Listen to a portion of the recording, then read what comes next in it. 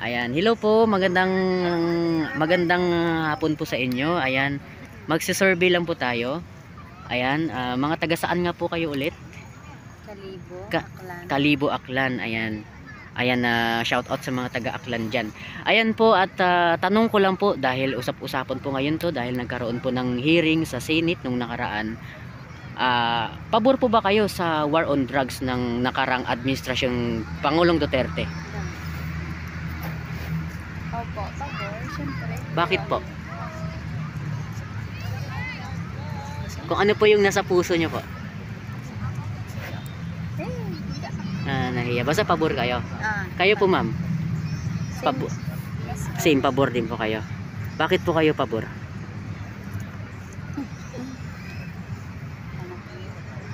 Wag po kayo mahiya. Nahiya kayo. Ayan, sige. Pero ano yung naidulot dun sa probinsya nyo po nung panahon ng Pangulong Duterte? Halimbawa, yung mga kapitbahay nyo, yung lugar mismo dun sa Kalibo, ano yung naidulot ng war on drugs doon? Marami bang nasukong mga adik, ganun? Mas kampante ka na lumabas sa labas. Nung panahon ni Duterte? Siyempre, wala na masyadong mga tambay sa labas. Ganun. Oh, wala na, no? Natakot po sila. Ngayon ba? Ano ba nangyari? Parang nagsibalikan. Nagsibalikan na po sila. Ayan. Sige po, salamat po. Nahiya lang po sila. Pero mga kababayan ko. Sige po, salamat. Ingat kayo. Magandang hapon po mga sir. Ayan, ito po ay tanong lang po natin dahil usap-usapan ito ngayon Kasi nagkaroon ng Senate hearing nung nakaraan tungkol nga sa war on drugs ni dating Pangulong Duterte. Pabor po ba kayo sa naging epekto ng war on drugs nung Pangulong Duterte? Ikaw sir? Pabor po sir. Pabor po kayo sa war on drugs. Bakit po? Maraming base sa marami kasing addict sa amin doon. Kasi tinaguri ang Shabulay City, yung Iloilo City. Naniniwala kayo na talagang yung panahon, yung bagong umupo si Tatay Digong talagang marami talaga sa Iloilo City. Malakas doon. Maraming zombie doon. Ay, grabe. Totoo pala talaga. Sir. Oo. Kaya pabor kayo sa war on drugs ni Pangulong Duterte. Taga Iloilo City to mismo magsabi mga kabayan na tinaguri ang si Pangulong Duterte mismo nagsabi niya na tinagurian niya Shabulay City. Kayo po sir? Same din sa kanya. Same din, pabor din. Dahil sa drugs maraming nasisirang mga pamilya. Hindi na alam yung mga pinagagawa nila pag nakagamit na ng drugs. So mas pabor ako na sa Duterte dati. Ngayon po ba? Ano po yung masasabi niyo sa lugar niyo sa Iloilo City ngayon? Ngayon, sir? Konti na lang at kaya nang i-manage yung mga drug lord at drug addict doon. Kumbaga yung local government na lang siguro, no? Yung sila na lang yung nagkaano ngayon. Natuto na sila, Natakot na. Kumbaga yung naging yung Pangulong Duterte pa rin talaga yung nabigay daan para matakot sila. Ayan. Sige po salamat po Ito po, taga saan po ulit kay sir ma'am? Tondo, Manila po kayo. Ayan, tanong ko lang po survey lang po tayo. Dahil usap-usapan po ito ngayon. Pabor po ba kayo sa naging epekto po ng war on drugs ng dating administrasyong Duterte? Oo naman. Bakit po kayo pabor sir? Siyempre, yung panahon ni Duterte, yung mga nagdadrugs, yung mga addict yan sa amin, mga nawala Ngayon, parang nung nawala na si Duterte, parang nagbabalikan na naman ulit yung mga sa amin. Sunod naman yung mga krimen. Mga krimen yan, mga Natahimik din kasi talaga ng panahon ni Duterte. Sa Tondo po. Hindi naman sa lugar ibang lugar. Sa ibang lugar namin tahimik, pero sa ibang lugar kasi. Yung mga dinadaanan nyo po, no? Mga dinadaanan Kailan nyo. yung sa Tondo dyan, sa Balot, may mga barilan dyan. May naging barilan after. Pero nung Baka kayo ma'am, pabor din po kayo, no? Ayan, bakit po ma'am? Sobra. The best yun si Tatay Diggs. The best na president yung para Ayun, sa the best na president si Tatay Digong. Kasi ang dami rin kahit paano ang daming natahimik talaga ang ginawa niyang Pilipinas pandemic. sa panahon. Ayun, yung mga niya. Kaya the best si Tatay Digong. Kumbaga sa Tondo po, talagang nung naging presidente siya, yun ang pinakamagandang nangyari doon, no? Oo, kasi ang pagkakaalam ko lang sa Tondo kasi syempre may mga drug list diyan, di ba? Kumbaga parang yung mga doon basta parang nawala siguro parang may lumayo para alam kasi nila na pwede silang sumunod dun sa Natahimik talaga. Natahimik sa yung talaga. krimen. Tahimik Kaya talaga. kasi No? sunod-sunod yung mga barilan, di ba? Yung mga Ay ngayon po, barilan. ano po nangyari ngayon sa Tondo? Kamusta na po yung Tondo po ngayon? Hindi naman sa lugar namin. Kasi I mean sa ibang lugar po sa Tondo. Oo, mababalitaan mo sa ibang lugar talaga. Hindi sa lugar namin. Kasi malaki yung tundo eh. Oh, malaki po yun. Merong Balot, May Tondo, merong may Moriones, Tondo. Moriones, merong ano pa ba yun dyan sa may pier? Mm. Oh, marami po yan, Baseco malawak. yan. Oh, Baseco, Pero ganun. Kasi malayo kasi sa amin.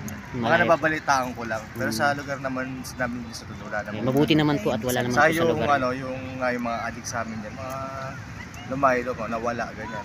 Wala po no during nung time ni ano, PRR. Siguro ano, mga nagbago na. Mga nagbagong buhay din siguro yung iba, no? Kasi katahimik na. Ayun, nakakatuwa naman at least nagbagong buhay na po sila no. Kasi nagkaroon po ng rehabilitation nung time ni PRR. Di ngayon kasi parang nawala na yung rehabilitation eh.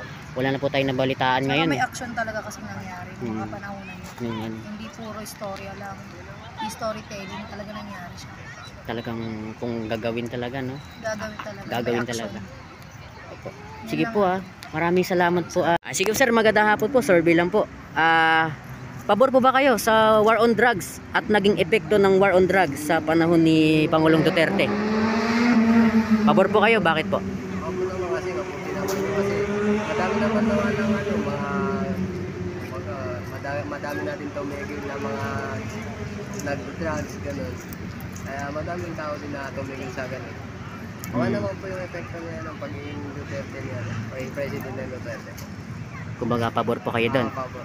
Ngayon po ba, ano po ba nangyayari ngayon pagdating sa illegal na droga? Ano po yung masasabi nyo? Kung masabi siya. Wala kayong masabi, no? Basta, pabor kayo sa ano, war on drugs. Sige po sir, salamat po. Magandang araw po sa mga, ayan. Ayan, mga taga saan nga po kayo ulit? Magandang hapon po. Taga Albay kayo, taga Jensan. Ito po, tanong na po, survey lang po usap-usapin po ngayon yung siyempre nagkaroon po ng hearing sa Senate tungkol sa war on drugs si dating Pangulong Duterte. Okay. Ayan. Pabor po ba kayo sa war on drugs at sa naging epekto ng war on drugs ni dating Pangulong Duterte? Pabor po ba kayo doon? War on drugs? Yes po, sa lugar nyo, anong epekto doon? Pabor po ba kayo? Dati. Ako pabor. Pabor po kayo, ayan. Bakit po kayo pabor? Ang dami mga addict dati na nagbago. Ngayon. Diba? Kesa sa naging addict lang sila, nasira ang buhay nila. Kumbaga nung time na yon ay based sa nakikita nyo, marami nagbago. Sa Jensan po ba, ganun din? Ganun din, wala nang addict. Sana. Nung panahon ni Duterte. Bukod po dun ma'am. Yun lang naman. Hindi na masyadong delikado kasi nga nagbago. Oo, nagbagong buhay na kasi sila, no? Ay, ngayon po ba? Ano po ba nangyari ngayon sa... Nagbalik na.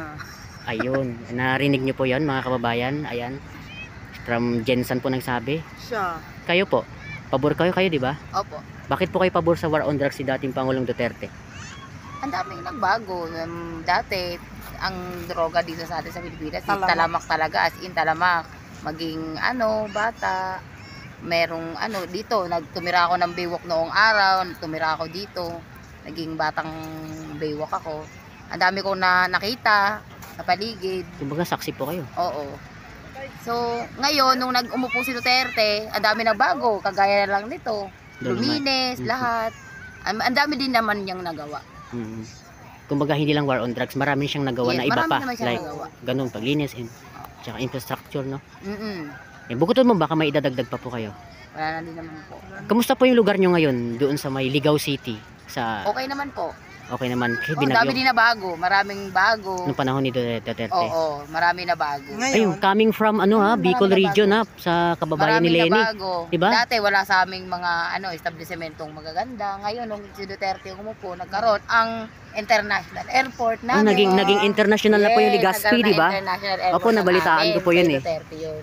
Siya kaya naging international. Project niya yun nagkaroon sa amin ng gano'n. Dati, ang lit-lit lang ng airport namin. Ngayon, lumaki. Naging international. Pinaganda talaga ni Pangulong Duterte. Ayan. Ayan po Marami din naman siyang nagawa. Marami siyang nagawa. Sobrang dami. Ayan po sir, magandang araw. Survey lang po sir, no? Ito po ay may kinalaman po sa peace and order. Apo.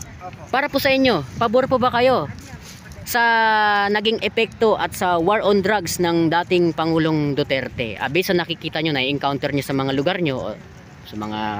Pabor po ba kayo sa war on drugs si dating Pangulong Duterte? Bakit po kayo pabor sir? Mas gusto namin na yung pamalakan.